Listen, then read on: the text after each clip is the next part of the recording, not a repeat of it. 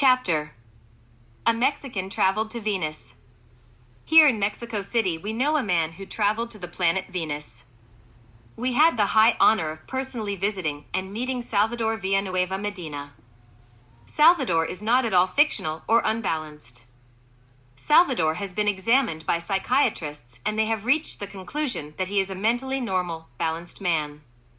Neither does Salvador make a living from his extraordinary adventure or on the book that he wrote, entitled, I Was on the Planet Venus. One winter night we arrived at the door of his house. We were lucky enough to have been welcomed by him. His family was watching TV, yet in a very amiable manner they turned off the television and left us alone with him in their living room. This gentleman is a mechanic by profession. He fixes cars. This is what he does for a living. We ourselves have been in his body shop watching him work. He is practical, 100%. We keep the address of this gentleman private, since we do not have authorization to give it to the public. He is a very sincere and kind man. He is not an occultist or a spiritualist or anything of the sort. He does not boast of being a wise person. And, in spite of having lived a most extraordinary cosmic adventure, indeed he is not proud about it. We limit ourselves to two things. First, to give testimony that he is an absolutely prudent man dedicated to his work and his family. Second, that indeed this man happened to experience a formidable adventure, but he does not make a living from it. Salvador Villanueva Medina narrated what happened to him, and this has brought him many sufferings, because, as always, the loafers, the skeptics, the stupid idiots have made a mockery of him. Beyond any doubt, Salvador was on Venus, and he accomplished his duty of informing this to his fellow men, although they make fun of him. Whosoever laughs at what he does not know is an ignoramus who walks on the path of idiocy. We do not intend in this book to narrate in detail what happened to this man. We only want to talk about it in synthesis, and that is all. In the month of August of the year 1953, this man was on the planet Venus. His name is Salvador Villanueva Medina. Said event happened unexpectedly. On the highway of Laredo in Mexico, he was driving a rental car taking an American couple to the United States. He drove about 484 kilometers when the car broke down. The gringos left the car and went in search of a tow truck to take the car to the nearest town in order to repair it. This is when his adventure began. Salvador went underneath the car to try to repair it. Suddenly he heard some steps on the sandy roadside and somebody asked him in perfect Spanish what happened to his car.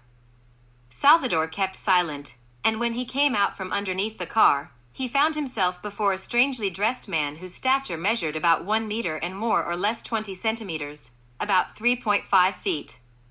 The body of this man was of an extraordinary perfection, his skin white like the ermine, and his entire appearance was filled with beauty. What called Salvador's attention more were the unusual uniform and mysterious shining belt with perforations from which strange lights shone. The man had long hair and wore a very special metallic helmet. The words spoken between them at that moment were few. Salvador limited himself to ask this mysterious personage if he was a pilot. The personage answered that his airplane, as we Earthlings name our flying ships, was a short distance away. Thus, after saying these words, the strange personage courteously left and soon he went towards the mountain. Salvador told us that after this event he decided to sleep calmly within his car. The most interesting moment happened later, when Salvador was sleeping. Strong knocks on the window of the car surprisingly awakened him. Without thinking too much about it, Salvador opened the door of his car. Then, his surprise became astonishment when he saw the same personage accompanied by another who had the same aspect and the same suit. Salvador invited them to enter his car. Once inside, when stretching his right arm over them with the intention of helping to close the car door, he momentarily felt an electrical current that paralyzed his arm. The conversation inside the car was wonderful. They declared to Salvador that they came from the planet Venus and gave a lot of information about this planet. They said that on Venus the highways endlessly extend and with many crossing arterial roads which are immediately below their highway levels in order to avoid accidents. On Venus, the vehicles do not consume vegetal or mineral fuels because they are detrimental for the organisms. The Venusians use solar energy to power their vehicles. At first, Salvador did not believe them, and even became offended thinking that these gentlemen were making fun of him. Thus, Salvador even said to them that only the planet Earth had inhabitants, and that he had learned this through the affirmations of the wise men from the earth, etc.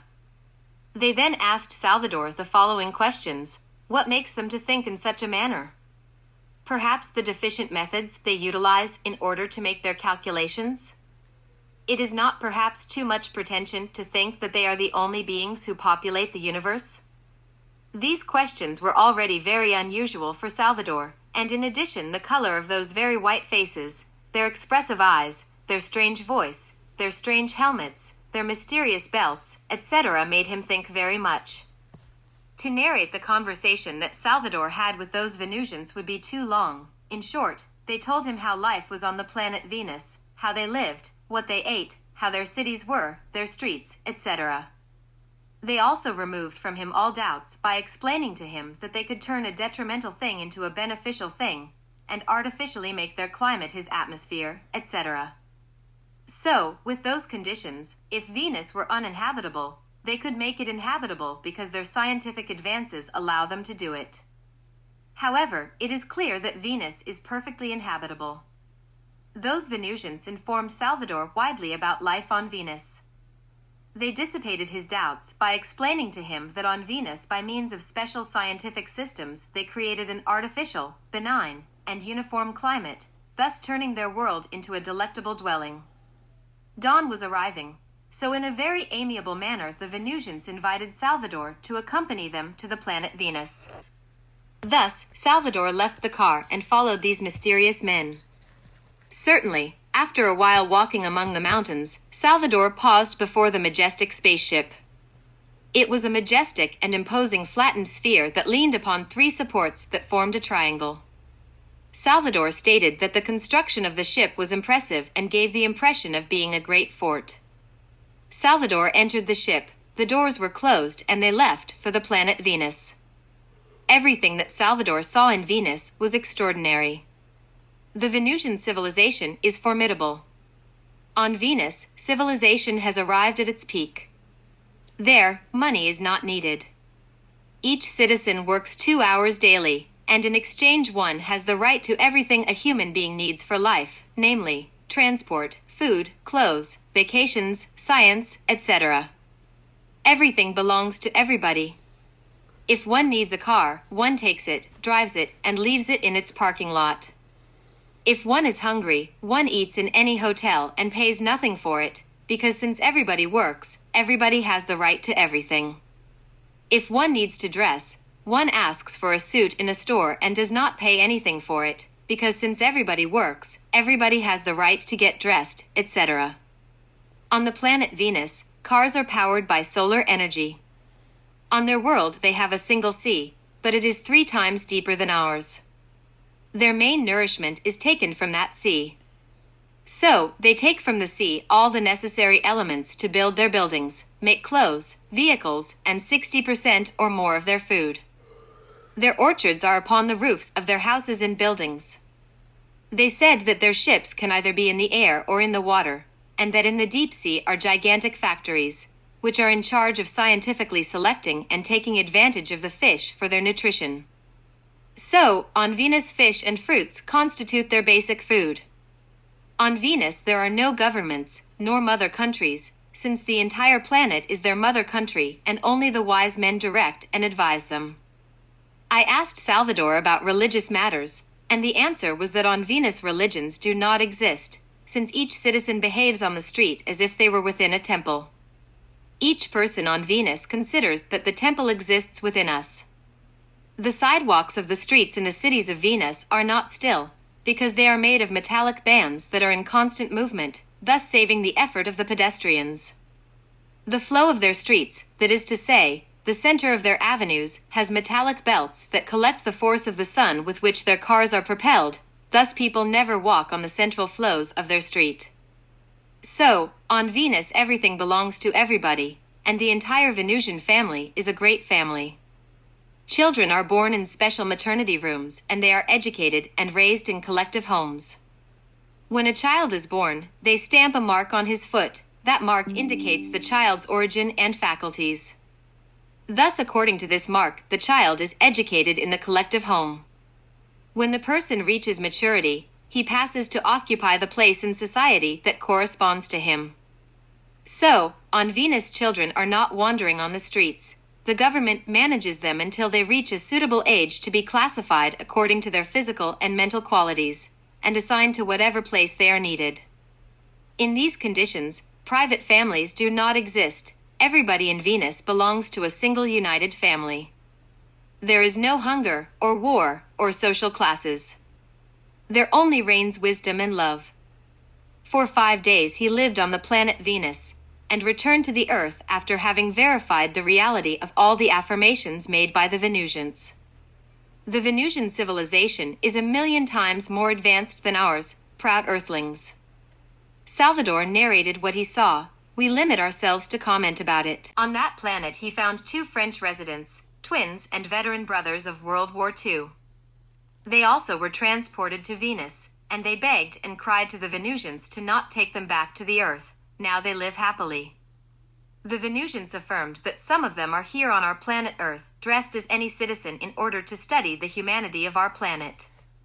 They stated that many thousands of years ago they lived the historical stage that we Earthlings are passing through now. They also knew the wars and the astute political leaders, until brotherhood was born. Nowadays, they do not have flags. They have made of their world a single mother country and are governed by wise people who limit themselves to advise them with wisdom and love. Salvador came back to the planet Earth. He was brought back in order for him to inform the inhabitants of the Earth that Venus is inhabited. Phillips laboratories analyzed the soil and plants in the place where Salvador saw the spaceship, and they found a strange molecular and atomic disorder. The North American scientist George Adamski, who met some Venusians in the desert of Nevada, came in contact with Salvador and gave a lecture about this subject in the Theater Insurgentes of Mexico City. Great German scientists investigated the land where Salvador found the spaceship, and the outcome of their investigations was the same as Phillips. Another great scientist came from the Palace of the Kings of England in order to investigate the case, and the conclusions were the same as Phillips. So the German Commission of Scientists, interested in this matter, visited Salvador and studied the region of the events. Thus, there are no doubts about it. However, the imbeciles will continue to laugh as always, because they are imbeciles. In these difficult times in which we live, we will be helped by the inhabitants of other planets. It is necessary for us to learn how to telepathically communicate with them. Jesus said, "Ask, and it shall be given you. Knock, and it shall be opened unto you." Matthew 7 verse 7. All of us can visit other planets if we know how to ask. Gnostics must develop telepathy. Gnostics must go to the fields, to the deepest forests, and peacefully and in deep meditation, telepathically enter into communication with Venusians, Mercurians, or Martians and request to be taken to Venus, Mars, or Mercury. In the peace of the mountains, or in a solitary beach, any day we can have the happiness that Salvador Villanueva Medina had. Each of us can be taken to Venus or to other planets. The system to communicate with those human angels is telepathy. Our universal Christian Gnostic movements have formidable systems in order to develop telepathy. Whosoever wants to visit other planets must not drink alcohol, smoke, or have any vice. Our international Gnostic missionary J.A.B. was visited by an interplanetary spaceship during a retreat in the Summum Supremum Sanctuarium. Yes, the thought waves of the supplicant travel to the planet Venus in a few seconds, and if we are worthy and deserving, we can receive an answer. Thus, any given day, in the solitude of the fields, we can have the happiness of seeing a spaceship landing near us and then be taken by Mercurians, Martians, etc., since they are true humans with bodies of flesh and bones, humans with the souls of angels, human angels. Chapter: The Pluralized I. There is energy that is free in its movement, and there is static energy. The I is a knot that must be untied. The I is static energy. The universal spirit of life is energy that is free in its movement. The spirit is not the I. The soul is not the I. The physical body is not the I. It is necessary to know that the I is the Satan of which the Bible speaks. The I is Ahriman of the Persians. The I is a handful of memories, desires, passions, hunger, fears, etc. A so-called superior I does not exist. Indeed, our real being is beyond any type of I. Our real being is the being and nothing but that, the being. The soul is the being, the spirit is the being, but the I is not the soul or the spirit. The I is the devil, and that is all. The I exists in a pluralized manner. With this we mean that the I is a legion of devils. Just as water is made up of many drops, just as the flame has many sparks, likewise the I is made up of many small is. Each desire is personified by a small I. Each appetite is personified by another small I. The 7 capital sins are personified by 7 I's, 1 for each capital sin, 7 for the 7 capital sins. All vices, passions, and evilness are personified by small is that in their conjunction constitute the I or reincorporating ego. What reincorporates is the I. The I reincorporates in order to satisfy desires and to pay karma. The I is the origin of pain. The I is the origin of all of our evilness. When the I is reduced to dust, what remains within us is the soul. Indeed, the nature of the soul is happiness. The soul is happiness. To seek outside for happiness is absolutely absurd, since happiness comes to us when the I has died. Therefore, while the pluralized I continues to exist, there can be no happiness. In life, there are pleasant hours and enjoyments. Nevertheless, happiness cannot exist as long as the I is not dissolved. When the I is reduced to dust, we can then reincarnate on other more advanced planets in order to work on the realization of our inner self. The dissolution of the I brings true freedom. The Venusians are truly happy because already annihilated the I. They do not have I. The Venusians do not need money because they do not have anxieties for accumulation. Since they do not desire anything, they do not have greed, they are satisfied with their daily bread. That kind of consciousness is possessed by beings who no longer have the I. Authorities are not necessary in Venus because there is no violence. Only the I is violent. Government is not necessary in Venus because each citizen knows how to be governed by himself. When the I has been annihilated, each citizen becomes governed by himself. Then, who wants to govern others? On Venus, private families do not exist. All the Venusians form a single family. This is only possible thanks to the fact that they already annihilated the horrible pluralized I. The I is what we call my family, my house, my properties, my lust, my resentments, my desires, my passions, my memories, etc. The I continues in our descendants. The I is the race, the nation, my social class, my money, my family, my inheritance, etc. The I is the subconsciousness.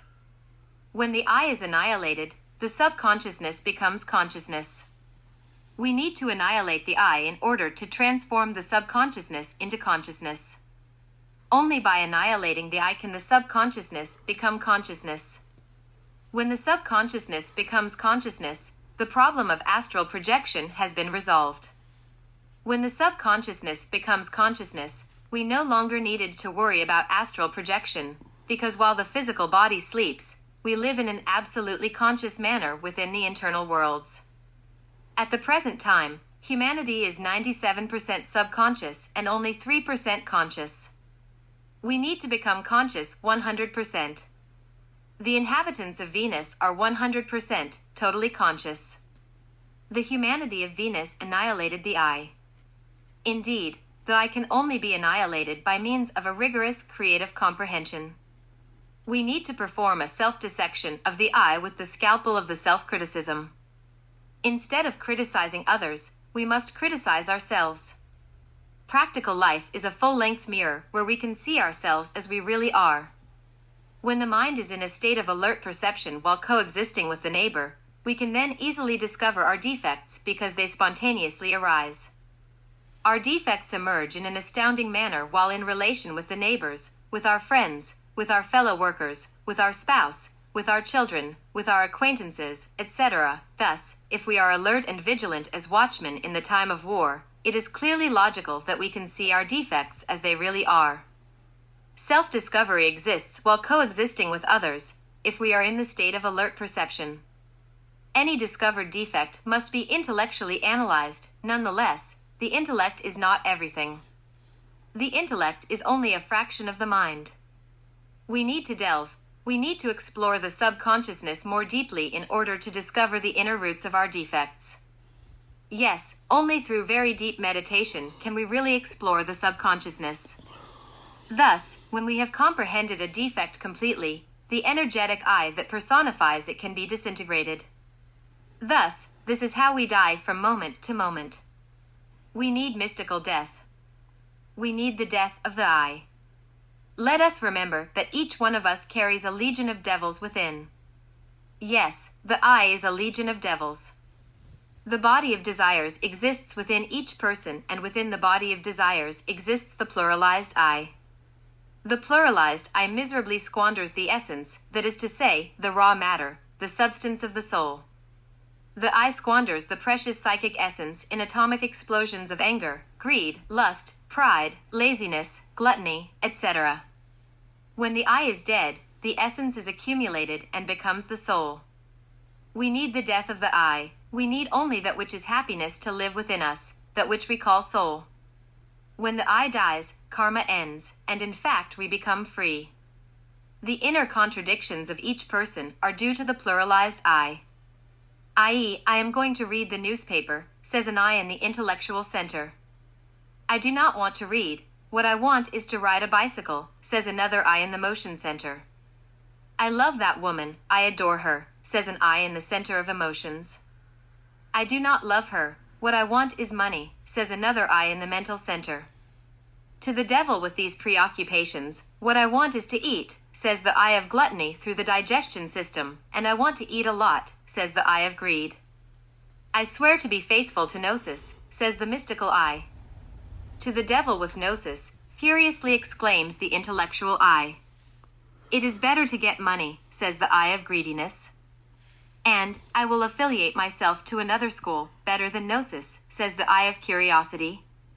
Thus, this is how we do not have individuality. Yes, we are not individualized because we are legion of devils.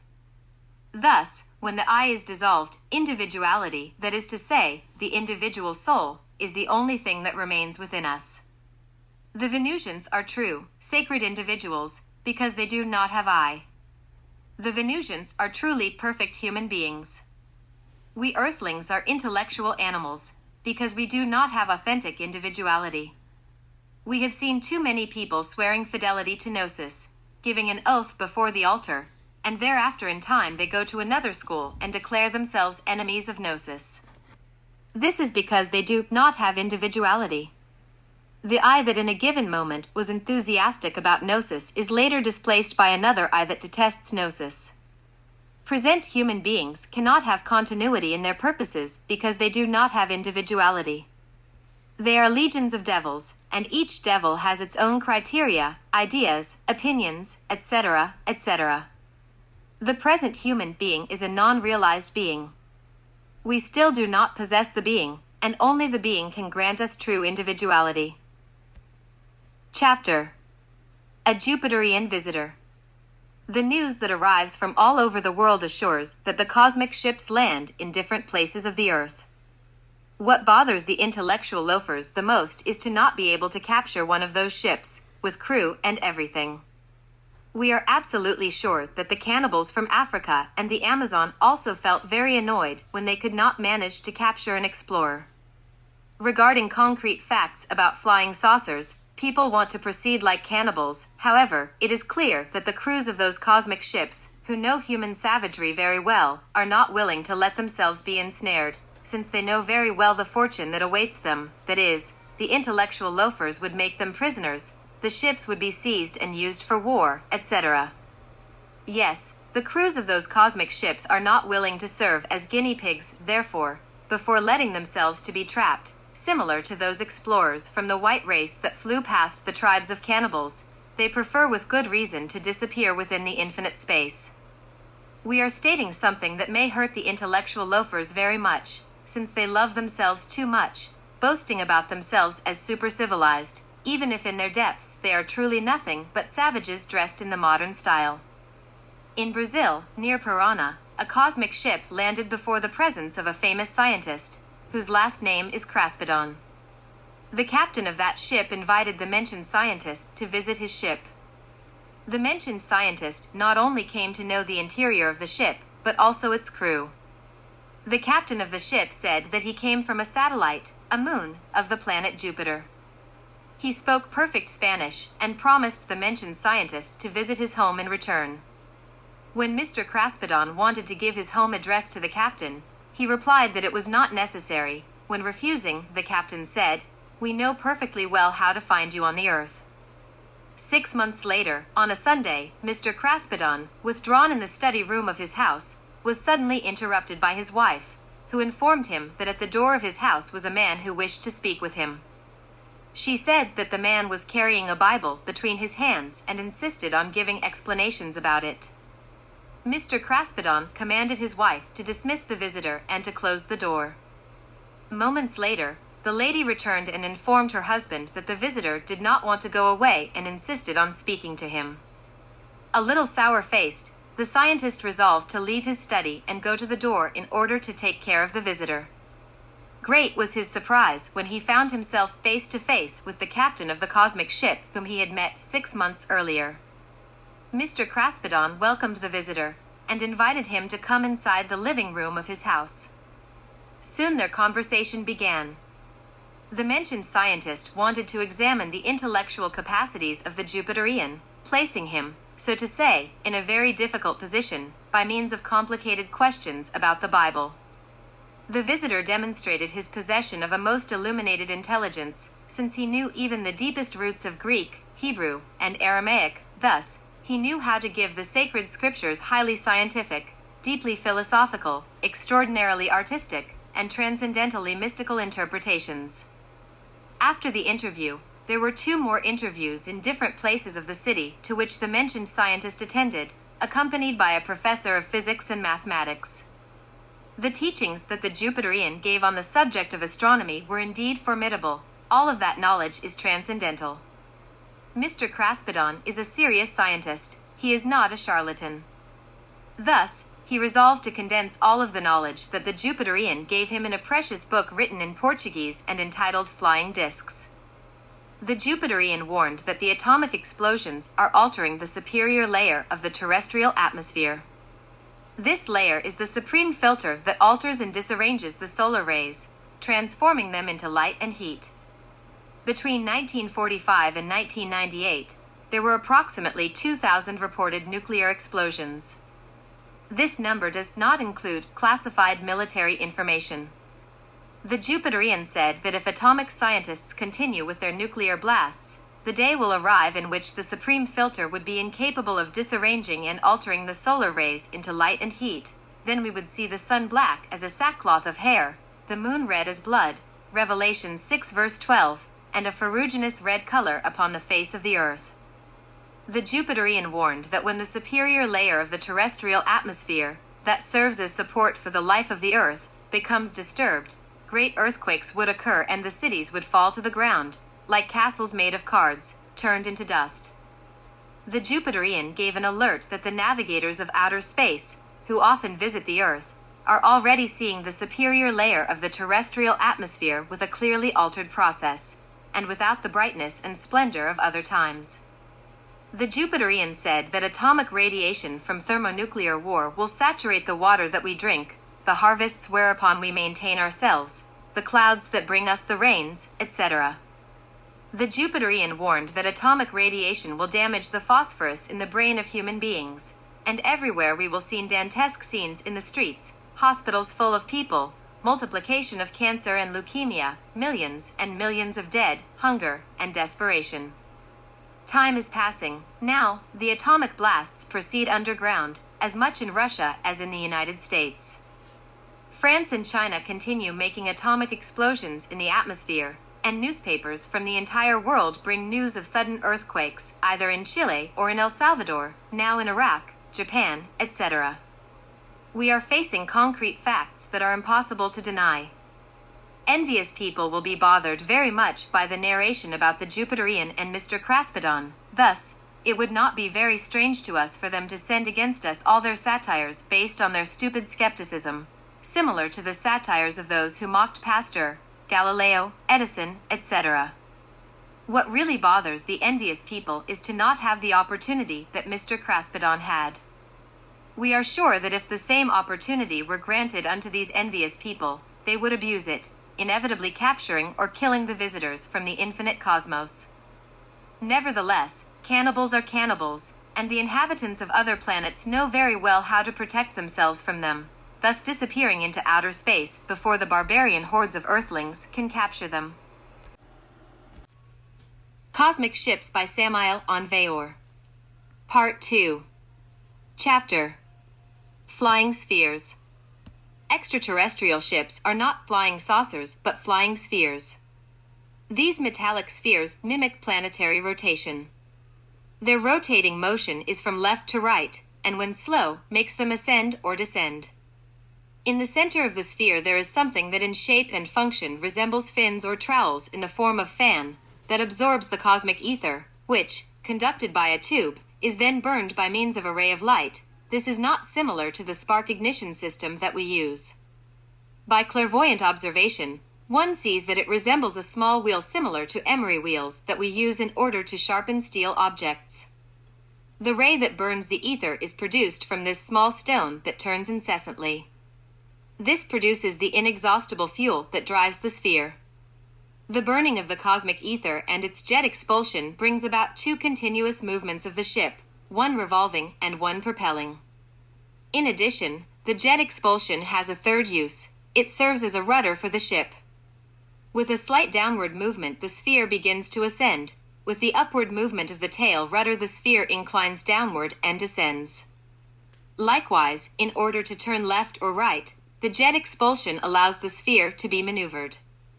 So, the cosmic ether, conducted by a tube, burned, and producing the external rotation of the sphere, also warms it, producing enough heat to protect the small pilots, thus providing the capability of traveling amidst great planetary cold without the accumulation of ice or other gases that are found in the firmament. The sphere rotates upon its axis, and the cabin where the small pilots are accommodated is fixed to this axis, therefore it is stable regardless of rapid external maneuvers. The cabin contains two small dials, one indicates direction and the other speed. They adjust the jet expulsion by means of a small handle, and the speed by means of a button or accelerator that they control with their foot. This accelerator goes in and out and can be maintained on a certain point in order to keep consistent speed. In order to land on Earth, a fan opens underneath. This fan picks up from the landing field a very fine soil in the shape of a cone, and smoothly lands upon it. The resumption of the rotating motion is enough in order for it to quickly take off. When on land the sphere maintains a reserve of pressurized ether that brings about the movement when it takes off. Until that moment, the rotating movement is what prevents the sphere from falling over, otherwise the rotating ship would crash against the ground. The speed of the craft is relative to the intensity of the jet expulsion.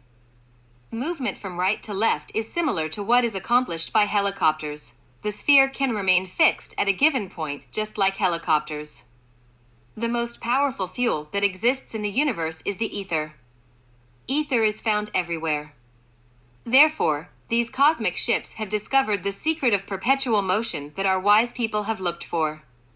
When the sphere turns upon its axis, it introduces the ether. When the ether is burned, it produces force, and with its jet expulsion it continuously gives movement to the sphere, or rather, it rotates and impels it at the same time. Thus, this movement is continuous.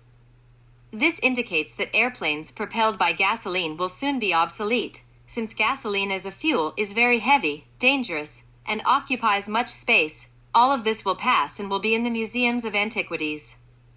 Therefore, the little wings will soon be unfashionable. We will need to fly like the heavenly spheres. The rotating motion, as we said, is controllable, that is to say, it increases or decreases according to the intensity of the jet expulsion. There are small and big spheres, capable of transporting enormous crews. The inhabitants of our planet Earth are not capable of traveling to other planets. However, the men-children from other planets will come to civilize us, because we are savages. In order to conclude this study of flying spheres, I must say to the men of science that this is not a more or less pompous nor more or less vague theory.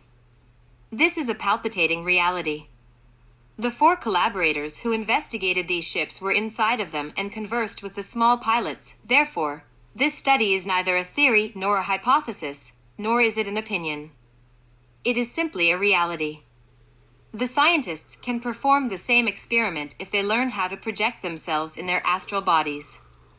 In our world, many people believe that flying saucers are instruments of destruction or secret weapons invented by Russia, and that those machines are possibly moved by radar or other similar inventions, but there is nothing of the sort.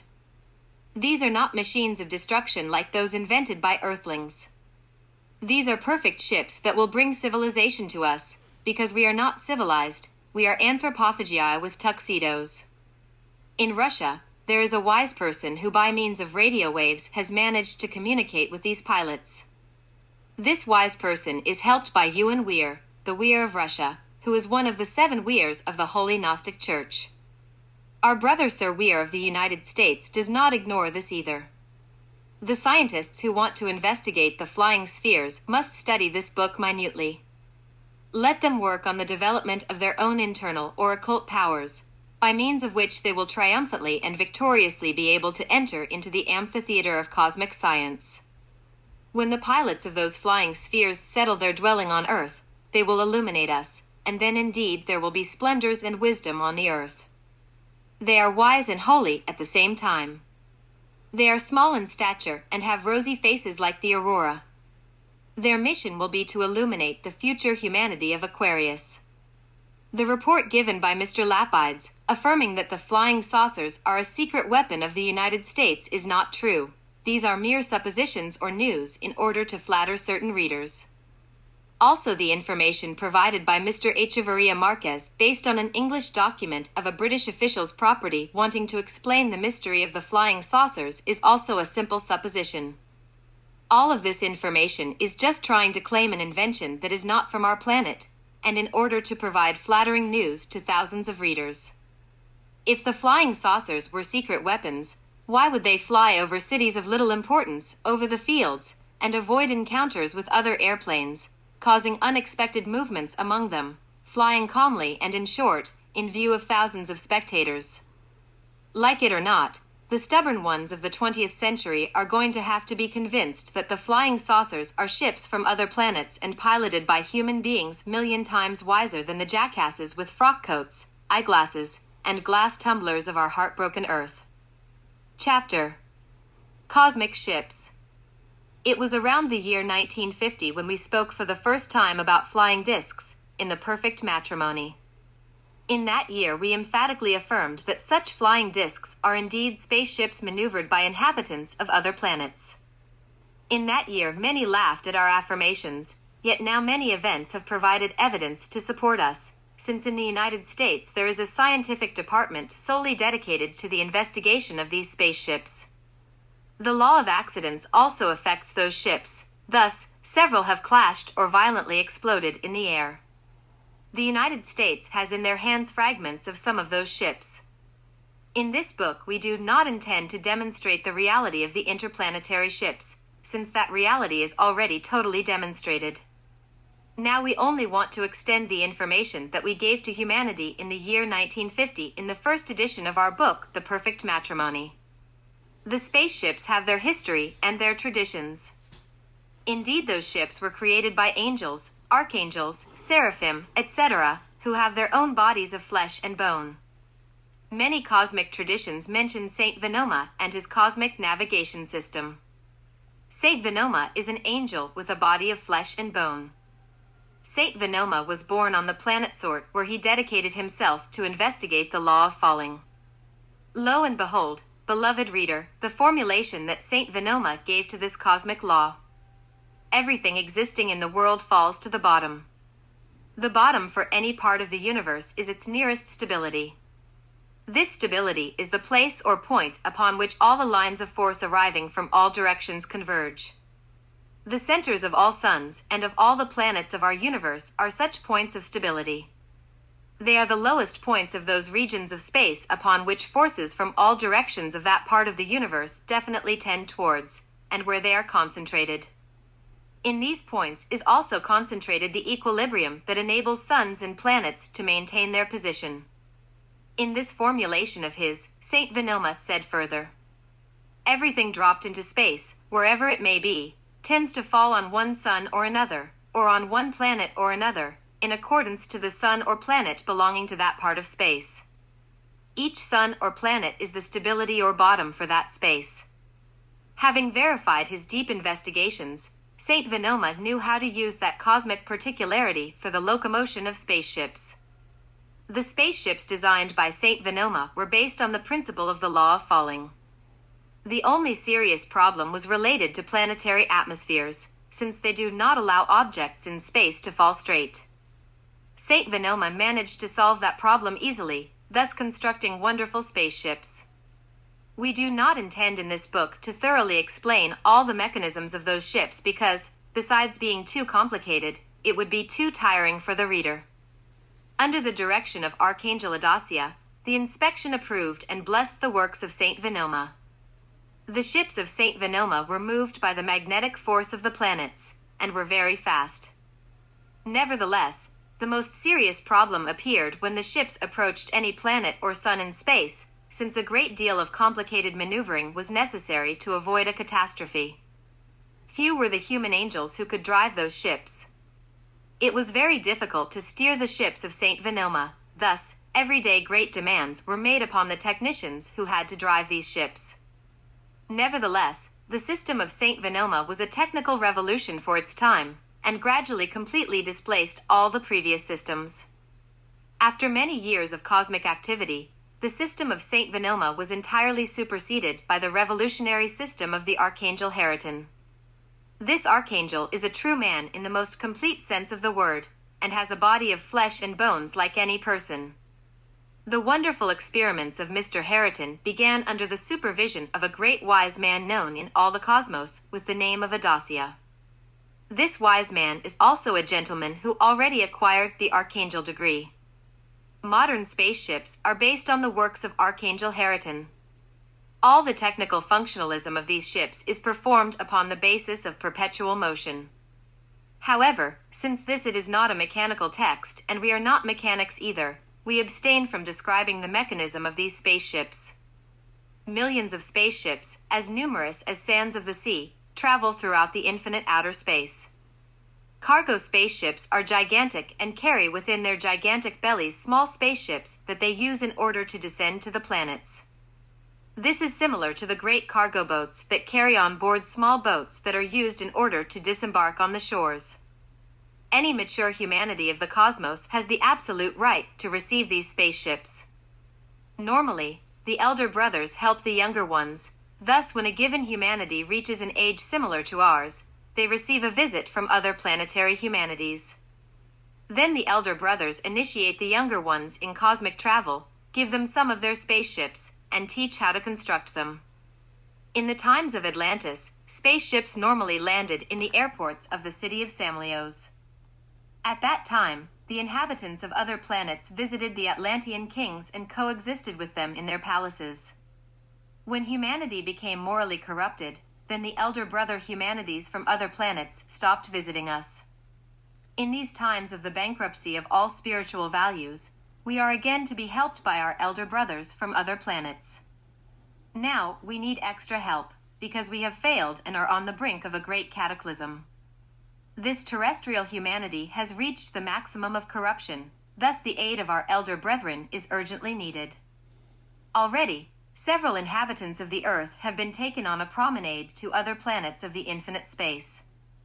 In the Republic of Mexico, 2 men were taken to Venus. One is a resident of Jalisco and the other lives in the capital city of Mexico.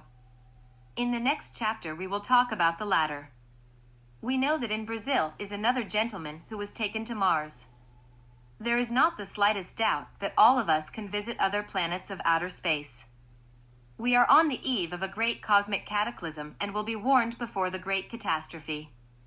The elder brother humanities from other planets will try to save us and will officially enter our major cities to announce the danger that awaits us. However, if we continue with atomic explosions and vices and all types of perversities and wars, the catastrophe will be inevitable. It is good to know that a group of Tibetan lamas already have some of those spaceships. They received them from our brothers from other planets and have them very well stored in certain secret places in the Himalayas. Some citizens from other planets already walk the streets of our cities. They dress as any fellow countrymen and nobody recognizes them. They study our languages, traditions, and customs in order to help us. We are going to be helped on a great scale. We urgently need such help because we have totally failed. Many spaceships now land in the jungles of Brazil, southern Argentina, etc., and in other places where they have secret airports. Some of their cosmic crew remain with us. Those who think that the visitors from those humanities from other planets are trying to destroy us are mistaken. Those who suspect perversity from our visitor brethren are mistaken. It is clear that they have weapons with which they can paralyze men and machines. It is logical that they are invulnerable because they are very well armed and protected. If they wanted to dominate this planet, they could do it in seconds, since they have special weapons in order to do it. Likewise, they could destroy this planet, to scatter it into pieces, but indeed this is not what they want.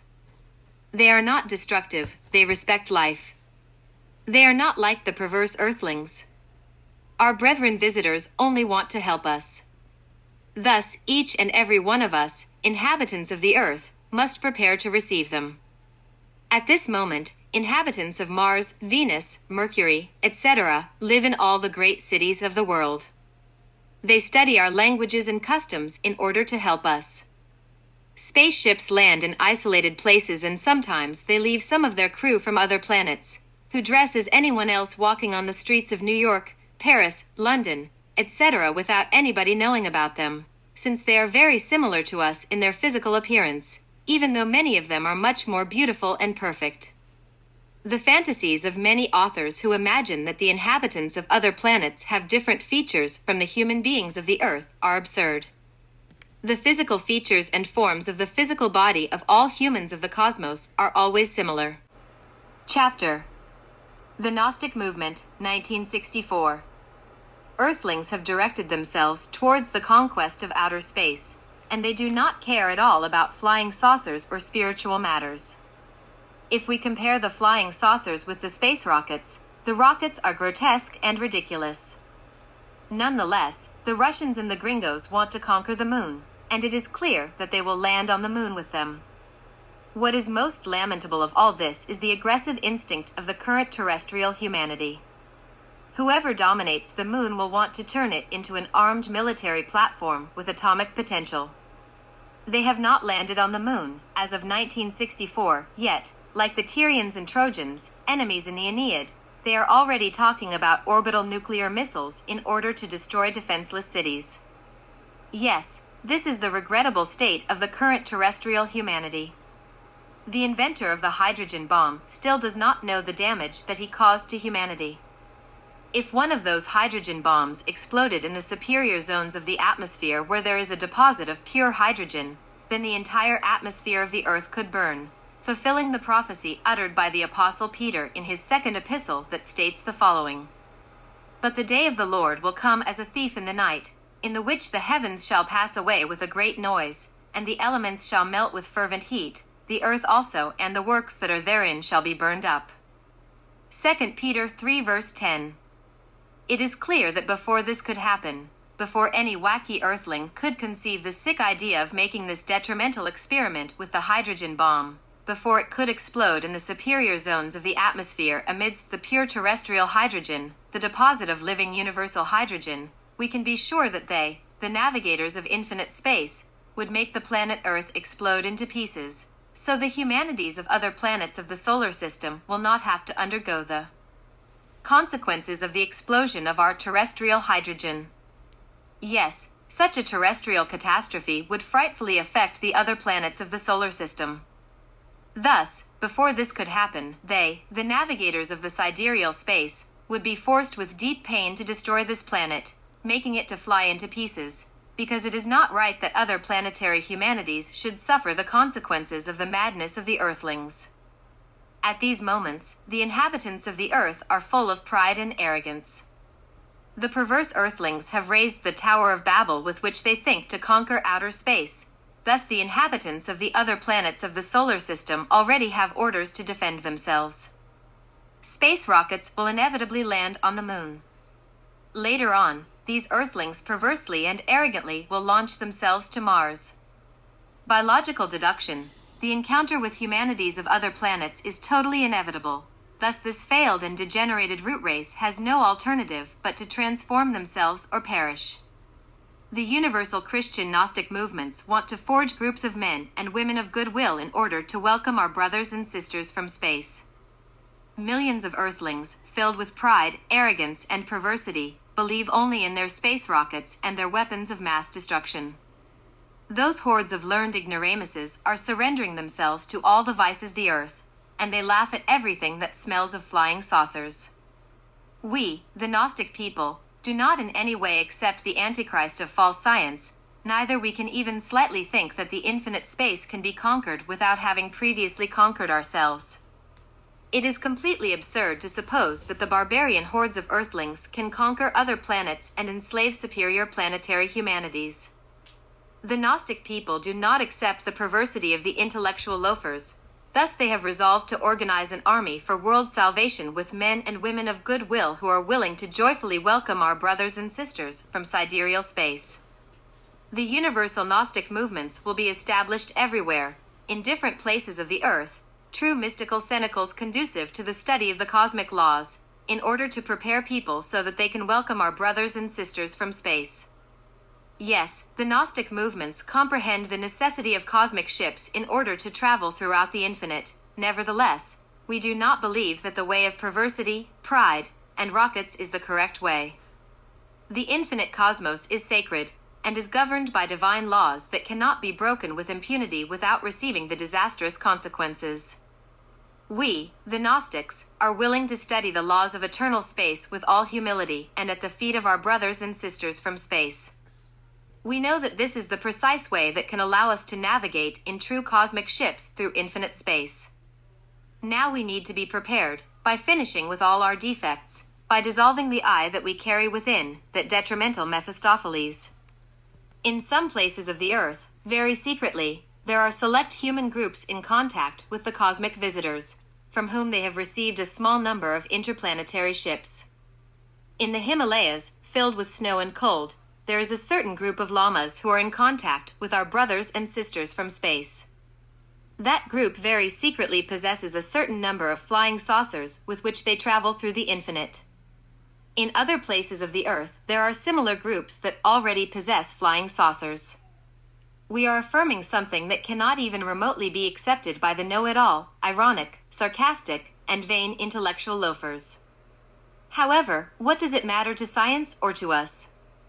Let us go, brothers and sisters of the Gnostic movement, to humbly prepare ourselves in order to become worthy, and as a select and hidden group to meritoriously receive our brothers and sisters from space. On December 27, 1968, our second Gnostic Congress will be celebrated in Barranquilla, Colombia, South America.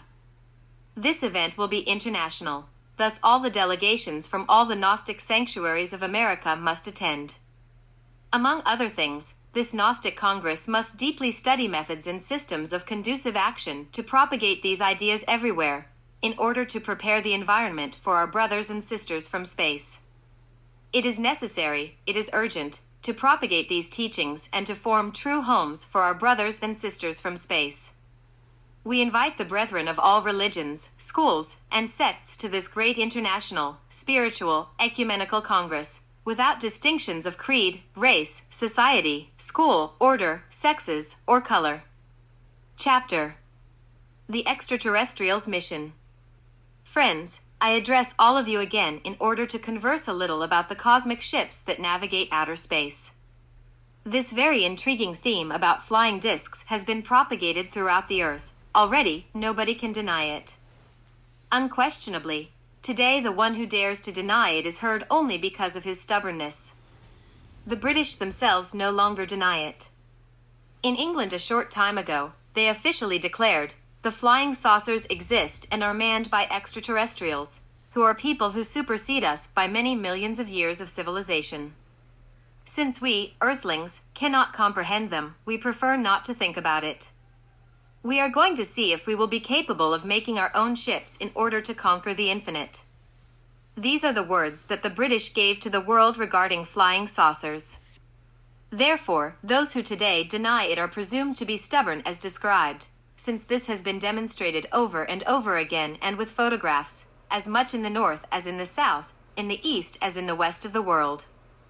Obviously, the Earth cannot be the only inhabited planet. It would be an absurdity to think that our world, a very small speck of sand within the infinite space, would be the only planet with the exclusivity of having people. Indeed, truly, the plurality of inhabited worlds, maintained some time ago by Camille Flammarion, is a tremendous reality. Nevertheless, scientists, as usual, continue doubting. Recently, a space probe was sent to Mars in order to know if there is life there. The scientists of NASA concluded emphatically affirming that there is no life on Mars. Yet, the photographs that they showed humanity are not of Mars. Indeed, those photographs are of the Moon. This means that the Martians knew how to adjust the American photographic apparatuses towards our terrestrial satellite. Therefore, what those machines transmitted to the Earth were lunar images. This, that I know, is simply based, even if it seems incredible, on the information given to me by an extraterrestrial who laughs when commenting about the foolishness of the Americans and their NASA. It would be an absurdity to suppose that people as cultured as the Martians would let Earthlings develop a detailed map of their planet. They know very well the intentions of the Earthlings. They do not ignore the destructive character of the inhabitants of the Earth. Yes, Earthlings are destructive. They have demonstrated it to satiation. Thus, nobody in the cosmos ignores this. It is not irrelevant to remember the atrocities that the terrible Spaniard Hernán Cortés committed here in our beloved Mexico, or those that Pizarro committed in Peru. Therefore, if the Martians were invaded by Earthlings, such would be the fate they would experience, and thereafter their wonderful ships with which they navigate the infinite space would be used with Machiavellian intentions by the governments of Russia and the United States. Such ships would be loaded with atomic bombs in order to destroy defenseless cities. They would be used in order to conquer other planets of the starry space, thus exporting all of the Earthlings' atrocities across the cosmos. This is very well known by the Martians. Thus, they are not so ingenuous as to let us make a map of their planet. What I am affirming is based on trustworthy information. I am not trying to invent anything new. The Martians have orders to defend themselves, and they will do so if the Earthlings try to invade them. On Mars there are cities like Tainio, for example, which is inhabited by Pacific people who never prepare plans of war, nor do they invent atomic bombs in order to destroy anybody. The inhabitants of Tainio are in no way willing to let themselves be invaded by hordes of Earthlings. This is the crude reality of the facts. Multiple ships navigate the starry space. There are gigantic ones like the cargo ships that carry small ships within their belly. These cargo ships are used for trips not only within our galaxy, but also to navigate to different galaxies.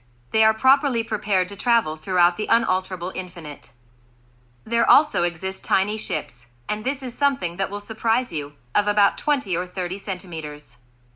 Absurd, you might say, such tiny ships do not exist. Who could navigate in such small ships? They are navigated by cosmic Lilliputians, supermen with very tiny gelatinous bodies, humans who are no more than 10 centimeters in size. To what will one be exposed when affirming such a thing in this day and age, in this 20th century, in the atomic age, an age of X-rays and laser rays? One is exposed to mockery, of course, since the scientists of our planet Earth believe that they own the entire wisdom of the universe, but they are deluded. All of the rottenness of theories that abounds here, there, and everywhere and that forms the culture of this century is indeed vulnerable. That is not pure science. The scientists of the Earth do not know pure science, since in order to have access to the amphitheater of cosmic science, pure science, it is necessary to have opened the inner mind. Allow me to remind you again that there are 3 minds in the human being. The first one is the sensual mind, where the leaven of the materialistic Sadducees is deposited. This type of mind develops its basic concepts via external sensory perceptions. This mind knows nothing about reality, nothing about that which is beyond simple external perceptions. The second mind is the intermediate mind, where all types of beliefs are deposited. Obviously, to believe is not to know. We have entered into the age of knowledge, in the age of Aquarius. Beliefs are beliefs, yet they do not imply wisdom. The leaven of the Pharisees is deposited in the second mind. Jesus the Christ warns us against the leaven of the materialistic Sadducees and the leaven of the believer Pharisees. If in fact we want to penetrate in the amphitheater of pure science, a third mind is necessary. This third mind exists, but it is closed. We need to open it. This is the inner mind. This mind is opened when one finishes with one's psychological defects, when anger, greed, the frightful lust, envy, pride, laziness, gluttony, vanity, etc. are eliminated in oneself. Indeed, truthfully, those who eliminate their psychological defects will awaken their consciousness. The awakening of the consciousness opens the inner mind. When the inner mind is opened, true faith arises, which is not the run-of-the-mill faith, but the conscious faith of the one who knows, of the one who can see, hear, touch, and feel the great realities of the amphitheater of cosmic science. The extraterrestrials are people who have opened their inner mind, superhuman in the most complete sense of the word, as those of El Desierto de los Leones, a wonderful contact that I recently had and that I narrated to you, because for the good of humanity one must give testimony of what one has seen and experienced. So, I will never be ashamed of having given such a testimony before the solemn verdict of the public consciousness. Regarding the promise of being taken to other planets that the captain of that intergalactic ship gave me, along the way we will see, that promise was convincing for me, because I know that they never deceive anybody and they always fulfill their word, no matter what the cost might be. They speak little but they say much, and when they utter it they fulfill it, since they are not earthlings. So, I comprehended that such a way is the path of wisdom, the path of perfection. I will fight, yes, in order to eliminate my psychological defects. These extraterrestrials, I understood, are intergalactic travelers. The small ship that I saw and within which they descended, obviously returned to a cargo ship that had been in orbit around the Earth. Supermen navigate in those cargo ships, from galaxy to galaxy. They are infinitely perfect and are beyond good and evil. Earthlings abhor them.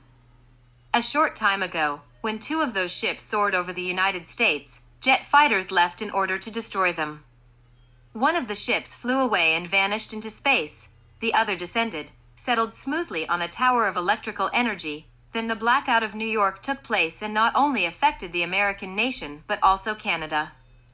Generals of the American Army exclaimed, "Behold, the Achilles heel of the United States of North America." Indeed, the powerful titans of the North can do nothing without electrical force. Thus just a handful of extraterrestrials manning a ship paralyzed the powerful nation of the American states. Therefore, if the extraterrestrials had wanted to destroy that country they would have done it in a matter of seconds.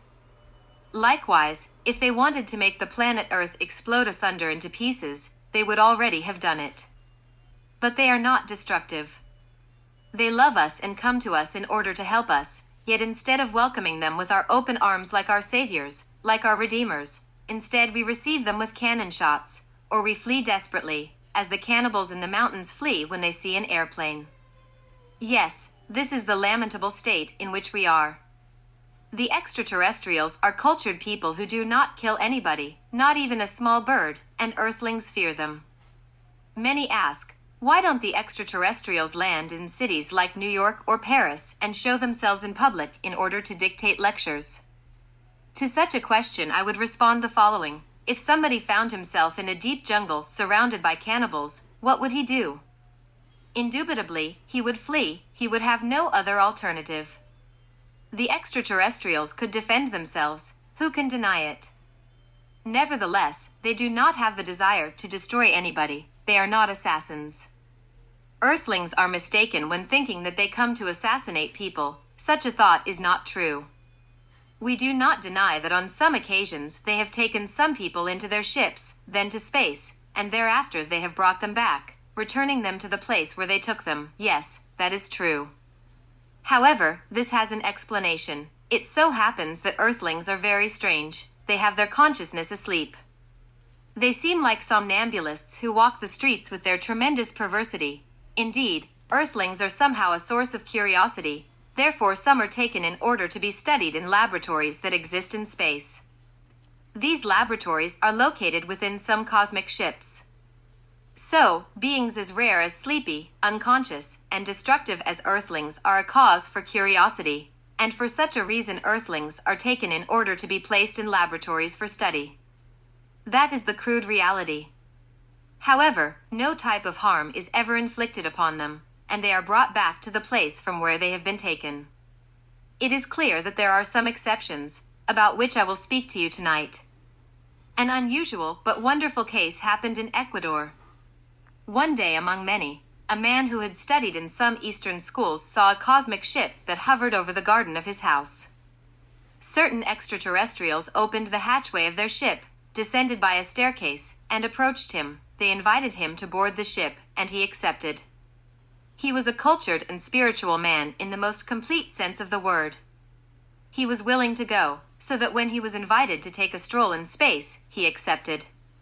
He was taken to a satellite of Jupiter, to Ganymede, where he witnessed a powerful civilization. The inhabitants of Ganymede have a brain that is little more voluminous than those of the Earth. Their pineal gland is connected to their pituitary gland by means of certain nervous threads, and their pituitary gland in turn is connected to their optical nerve by other nervous threads.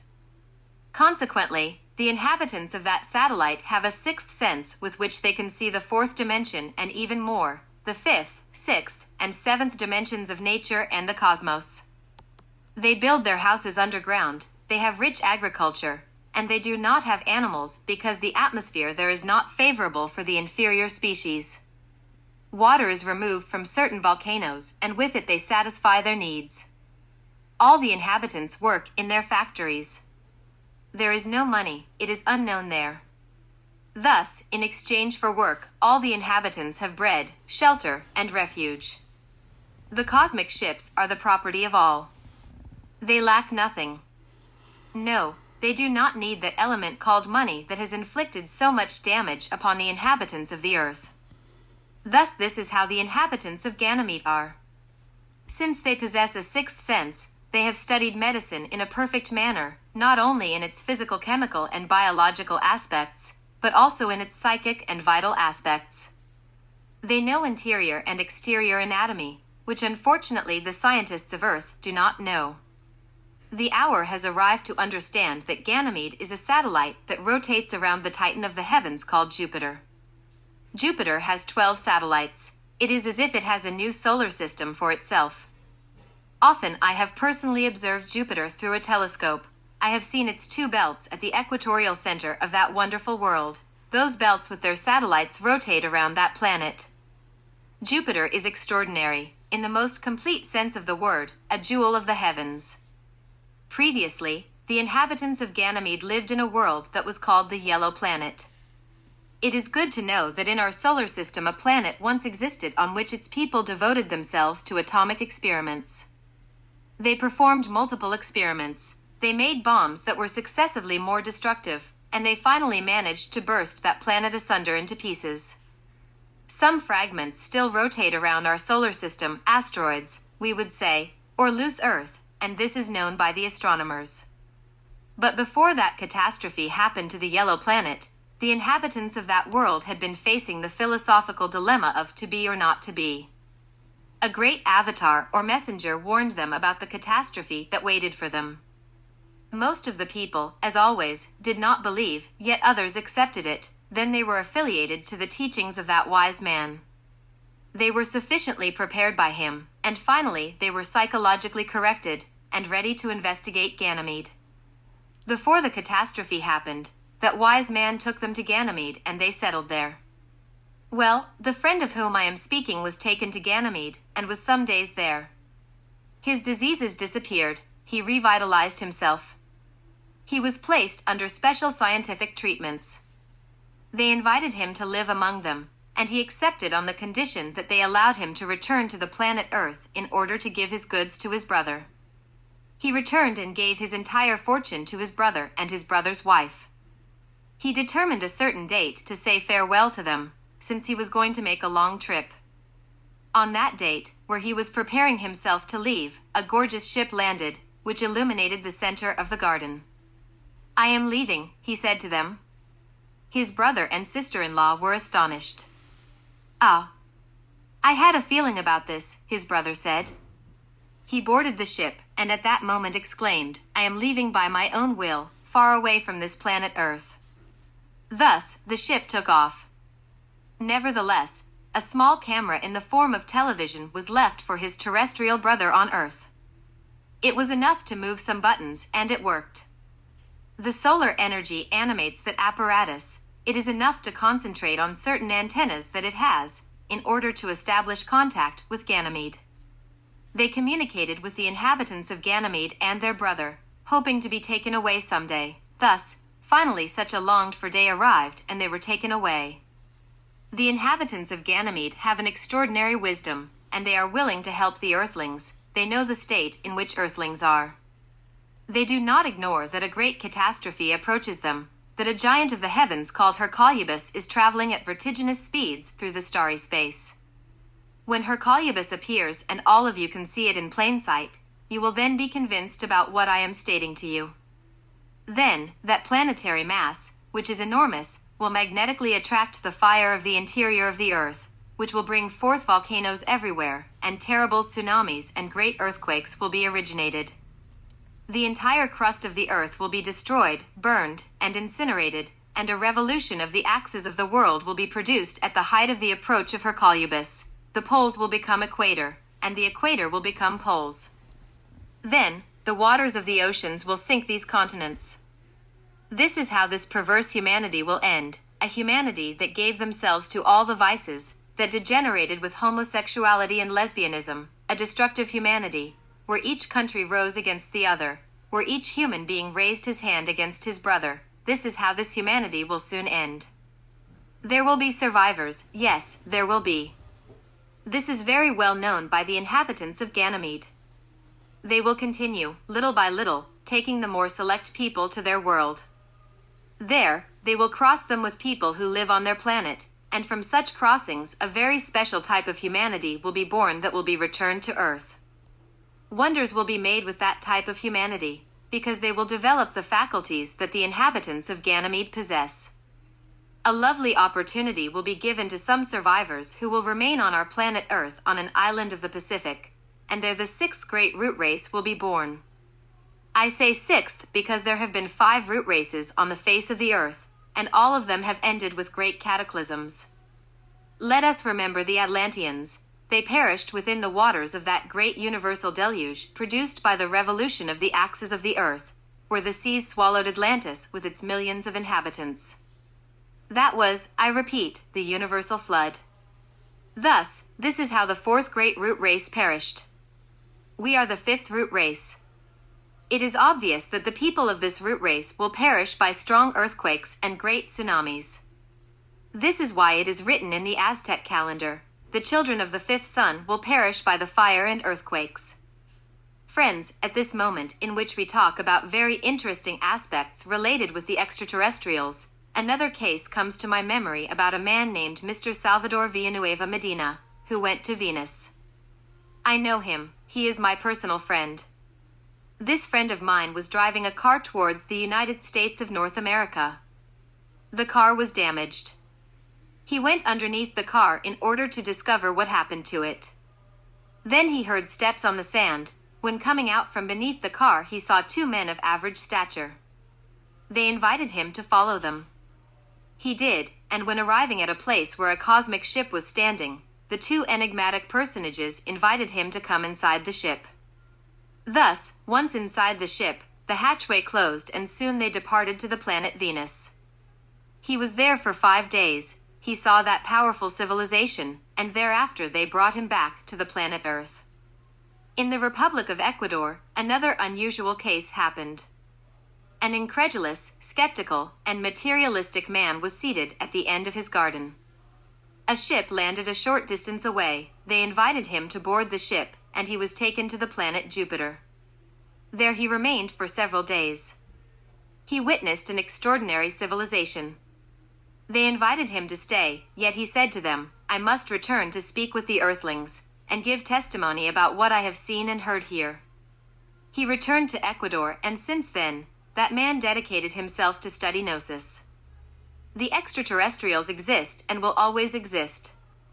Before the inhabitants of the Earth learned the first foundations of mathematics, the space travelers had already come through the unalterable infinite. Thus, if they wanted, they could have destroyed us and made the Earth explode asunder into pieces, but they are not destructive. They come with the intention of helping us on the eve of the great cataclysm that is approaching. They come to help us. Some of them have remained hidden in diverse places of the Earth, and only wait for the opportune moment in order to enter into activity. For example, in the Antarctic in an underground city lives a group of extraterrestrials. They are humans who came from the blue galaxy, humans of blue skin. Obviously, they have built that city under the ice. They have all manners of comfort, an atomic lighting system, etc. They enjoy beauty, are wise by nature, and a very wise king governs them. Soon they will come. When the catastrophe approaches, these humans of the blue galaxy will walk on the streets of the cities trying to aid those who remain. Before the great universal fire devours the face of the Earth, these humans of the blue galaxy will appear in order to teach the path of uprightness to this humanity. Those who listen to them in those days will be totally saved. Chapter: Answers about extraterrestrials. Audience: An Earthling had the opportunity to see an extraterrestrial. Thus, he asked, "How many planets does our solar system have?" The extraterrestrial answered that there are 12 planets. "I want to know if this is true or not." Samael Aun Weor: "Well, indeed, this time they did not give you the exact number of planets, because there are 13 planets in our solar system. Let us count them in sequence so that this will be understood: Earth, Mercury, Venus, Sun, Mars, Jupiter, Saturn, Uranus, Neptune, Pluto, Vulcan, Persephone, and Clarion, a total of 13 worlds in our solar system. There were 14, but it so happened that the inhabitants of that yellow planet or planet 14 dedicated themselves, as I already said, to atomic experiments, thus they totally destroyed their world. Now, loose Earth or asteroids rotate around the Sun, and are remnants of that destroyed planet. This is known by the scientists." Audience: You mentioned a city on Mars named Tainio. Is this a personal experience that you had, that is to say, that you saw with your own eyes? Samael Aun Weor: Certainly, Tainio is a city that exists, and when I mention Tainio, it relates to a direct report received by a man who belongs to a group of people who traveled to Mars. It is good for you to know that at this moment the disciples of Marconi continue with their scientific research within the jungles of the Amazon.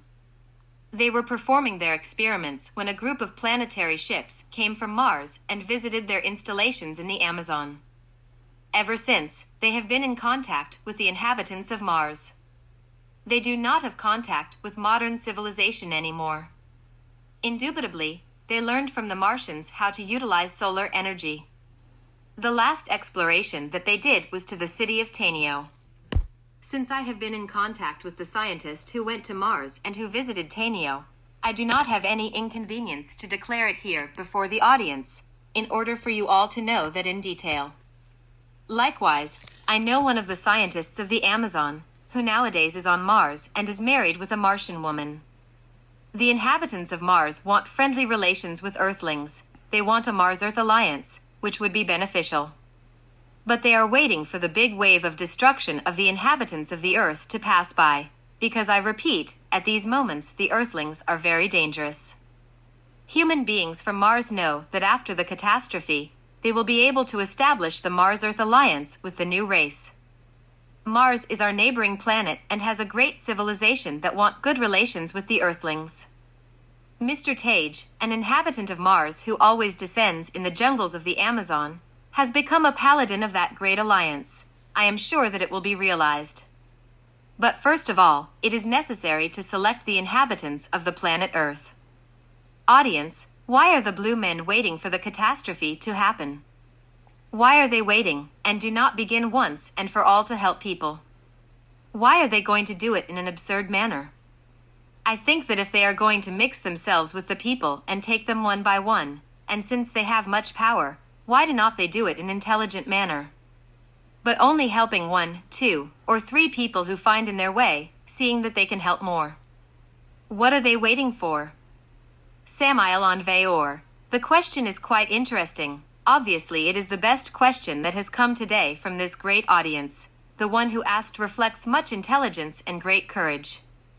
Indeed, truly, if the blue race appeared now in cities like New York, Paris, or London, I am sure that they would not be very well treated.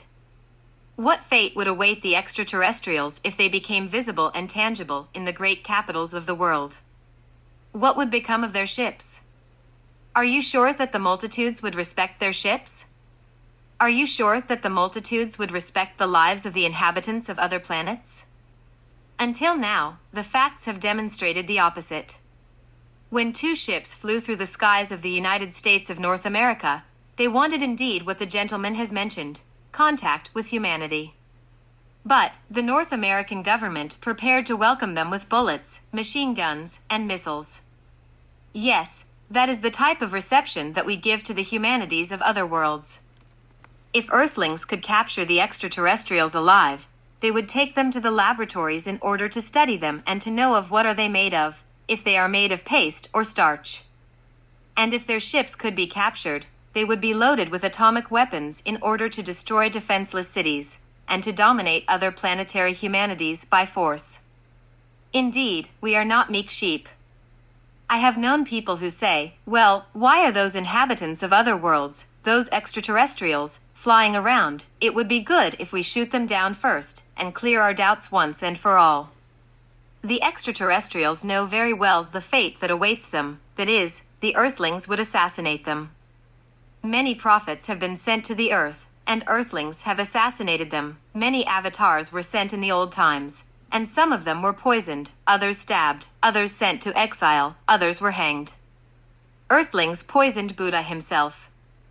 Other wise men were sent to the Earth, and the Earthlings terminated them also. Finally, the Rabbi, the divine Rabbi of Galilee, was sent to the Earth, and the Earthlings also crucified him. Thus, this is how Earthlings are. The Antichrist of false science performs inconceivable efforts in order to hide anything that in one way or another tries to eclipse him. Such is the extraordinary case that happened on the Hill of the 3 Crosses, in the town of Cruz Alta and Villa Real, state of Puebla, Mexico, a place that in order to reach it, one needs to walk several hours, given the complicated state of the land. Due to certain mechanical faults, a spaceship 25 meters in diameter needed to descend in the mentioned geographic place. The ship was manned by 4 extraterrestrials. One of them died and one was wounded, who was properly taken care of by medical science. The other 2, who were unharmed, were captured and taken to the United States.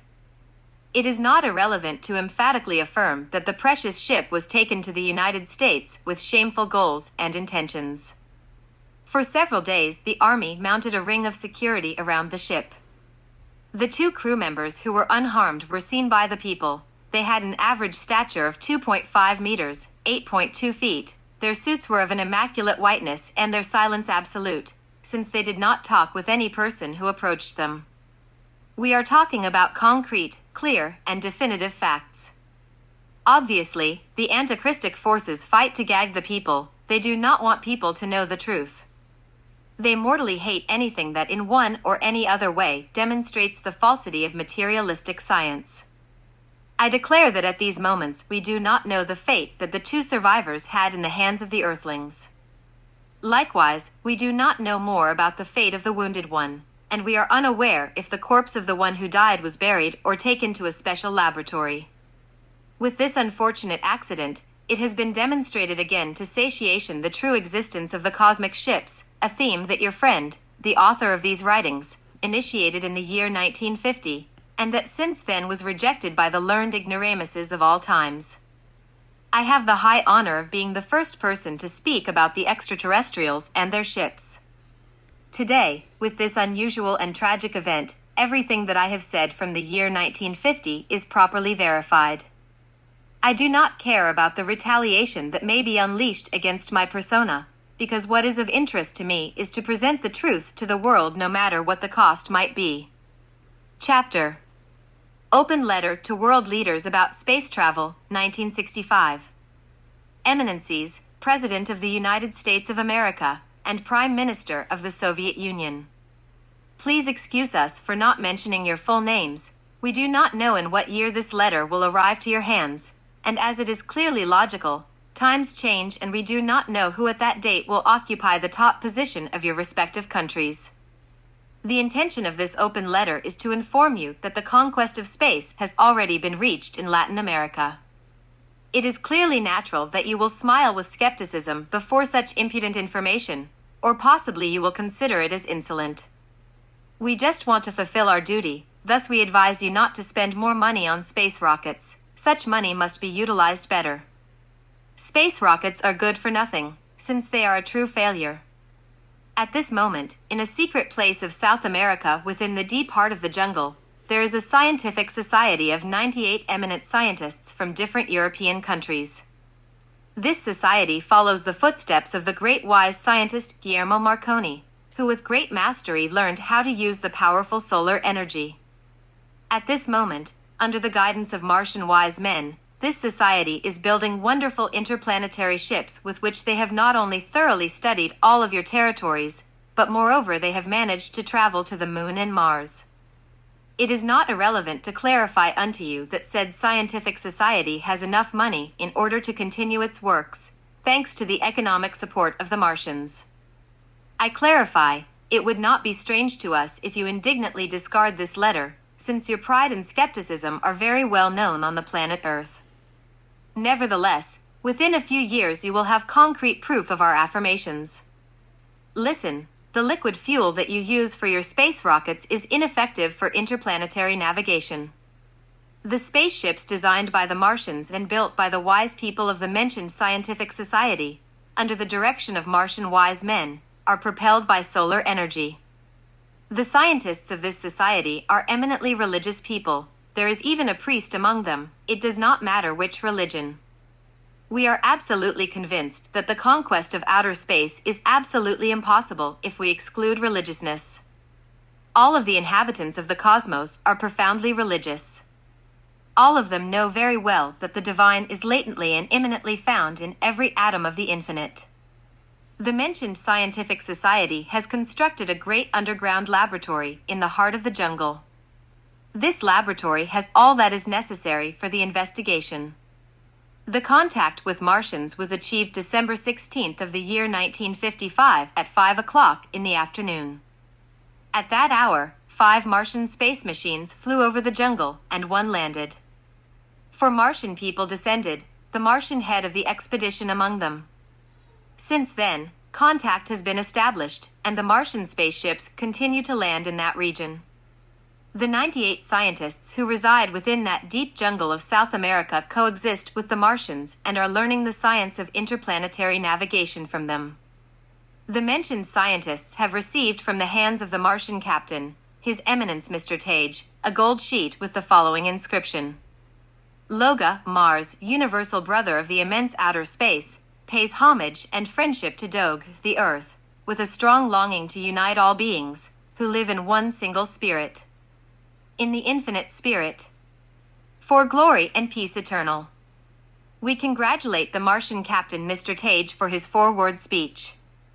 These 4 words are Sundi, Dog, Loga, EBA, which means God, Earth, Mars, Alliance. With this speech and the gold sheet, the alliance between Martians and Earthlings has been sealed. We also send our congratulations to Mr. Martinelli for the beautiful and significant ring given to Mr. Tage on October 12th of the year of 1956. The most important cosmic event of all the centuries upon the face of the earth, after the coming of our Lord the Christ, was performed at 12 noon. One of the most illustrious members of the mentioned scientific society, the very illustrious Mr. Narciso Genovese, stated that at that precise hour the Columbus expedition left for the planet Mars. We owe very much to Mr. Narciso Genovese regarding this subject, that is, the scientific expedition to the planet Mars. Thus, if this letter arrives to him, let him receive our congratulations. As Columbus arrived at America with 3 ships, likewise 3 cosmic ships were constructed by the terrestrial scientists under the direction of the Martians. The names of the 3 cosmic ships are Loga, Doge, EBA, Mars, Earth, Alliance. The interior of the ships was adorned with the image of the Christ, thus, the trip was performed with total success. The convoy was formed by the 3 terrestrial cosmic ships, and 6 Martians who accomplished the mission of escorting the terrestrial ships. 9 people formed the crew of the terrestrial ships, 3 for each of the terrestrial ships. The first stage of the cosmic flight reached the moon, thus it was absolutely verified over and over again that the moon is a dead world. The expeditionaries rested on the moon and soon continued their trip to Mars. 10 more ships of Martian origin joined the expedition Ares on the moon. All the inhabitants of the city of Tainio, capital of the planet Mars, went to the port to welcome the inhabitants of the Earth. The expeditionaries remained 5 days on the planet Mars, dedicated to observation and study. They learned plenty on Mars, and after their victorious return they continued in the heart of the South American jungle with their studies and investigations. The 98 European scientists dedicated to these investigations and studies under the direction of the Martian wise men want to share their knowledge with all the inhabitants of the Earth. They want all of humanity to participate in the interplanetary navigation. Regrettably, Russia and the United States, with their atomic experiments and nuclear blasts, are impeding the members of such an august scientific society from making us, all of the inhabitants of the Earth, participants in these cosmic trips.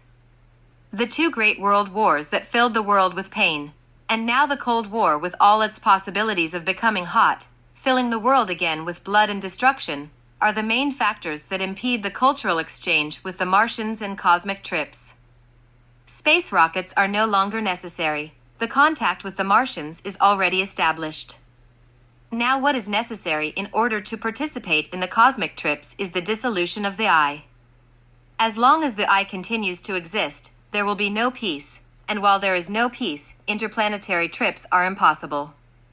In these precise moments in which we live, we do not need space rockets, but the study of the I and its total death, thus and only thus, the trips to Mars will become possible. It is impossible to take to Mars assassins, the greedy, drunkards, gluttons, materialists, Marxists, enemies of the Eternal One, thieves, prostitutes, etc. On Mars, peace reigns, governments, nationalities, armies, and police are not even necessary there. There are no delinquents on Mars, and if someone were born like that, he would be considered ill and would be taken to an isolated sanatorium. Gentlemen, think about this, on what this means. Think about a world like this, a world where the I no longer exists. Imagine, for a moment, an army of the Earth invading Mars. Comprehend what such a horror, such barbarism, signifies. The author of this letter begs you, gentlemen, in the name of the truth, to end your atomic explosions, to finish with the Cold War, and to initiate a time of universal religiousness. In a very special manner, I ask the comrades of the Soviet Union to suspend the public and private diffusion of materialist dialectics, and to intensify the propaganda in favor of religion. You must know, sirs, that all of the inhabitants of the cosmos render cult to the divinity, and that the conquest of outer space is impossible without religiousness.